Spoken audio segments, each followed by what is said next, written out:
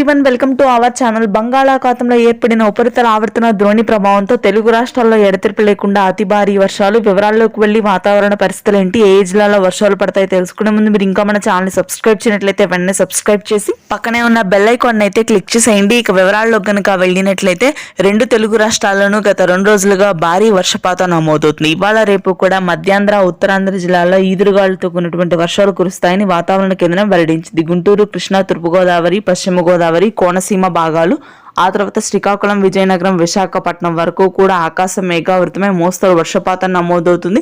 ఈదురుగాలు కూడా అత్యధికంగా ఉండే అవకాశం ఉంది. కొన్ని ప్రాంతాల్లో హిల్ స్ట్రోమ్ కూడా ఉంటుంది. ఇకపోతే మనకి తెలంగాణ వ్యాప్తంగా అతి భారీ వర్షాలు నమోదవుతున్నాయి. అత్యధికంగా అల్పపీడన ప్రభావం తెలంగాణ జిల్లాల మీదే ఉంటుంది.